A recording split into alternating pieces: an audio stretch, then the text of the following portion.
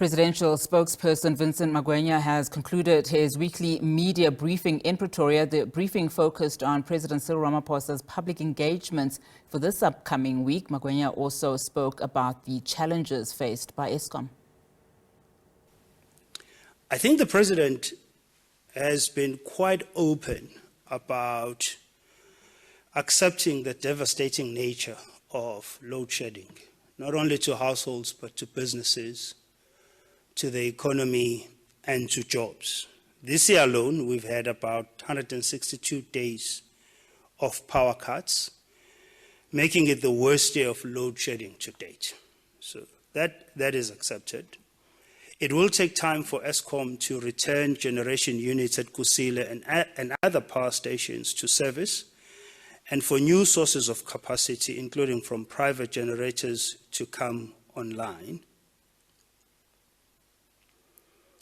As I've stated, for households and businesses that have been so badly affected by the intermittent power supply, the prospect of more load shedding is deeply disheartening.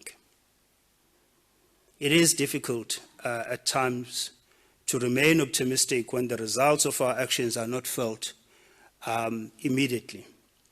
Yet at the same time, we must say that there's a range of initiatives that are already underway that will make load shedding a thing of the past. In July this year, the President announced additional measures to tackle load shedding by improving the performance of Eskom's power stations and adding new generation capacity to the grid in the fastest possible time. Over the past 3 months, those measures have been overseen by the National Energy Crisis Committee, which is coordinating a plan of action across government. Eskom is in the process of recruiting skilled personnel, including senior former plant managers and engineers from the private sector. To date, 18 skilled specialists have been brought back to Eskom, including at the Kendal, Kubek, and Medupi power stations. These skilled personnel will work closely with permanent Eskom teams and transfer their skills. A special law enforcement team has been set up within the South African Police Service to tackle sabotage, theft, and corruption at Eskom. There are currently 67 cases in court, of which 3 have been finalized with convictions. Just this week, a contractor working at the Camden Power Station was arrested for an incident of sabotage aimed at securing more maintenance and repair jobs for his company. Magwenya also spoke about the state visit by the President to the United Kingdom, where both countries aim to consolidate a long friendship, as well as challenges of the growth, jobs and development facing both of the countries.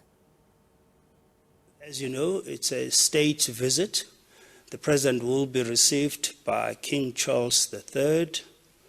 The President will hold talks with Prime Minister Rishi Sunak, as I've stated. There will be an engagement with a group known as Friends of South Africa. It brings together former anti-apartheid activists.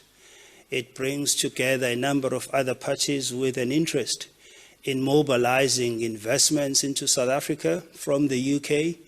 That gathering will also bring together parties and individuals that are involved in various programs around people-to-people exchange, cultural exchanges, science and technology and innovation, as well as the gathering will be attended by Lord Peter Hain, who will facilitate the session and the engagement between that group and the President.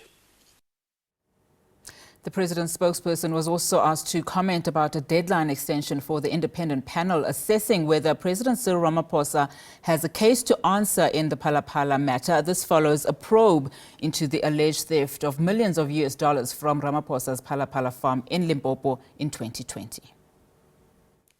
The President respects the constitutionally enshrined independence of Parliament and the manner in which it conducts its processes.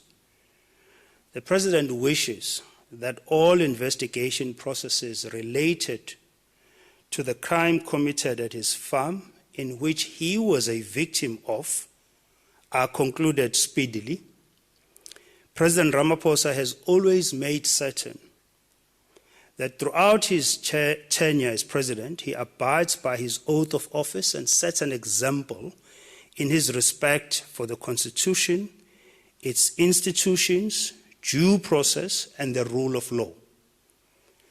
President Ramaphosa maintains that he did not violate this oath in any way and denies that he is guilty of any of the allegations made against him.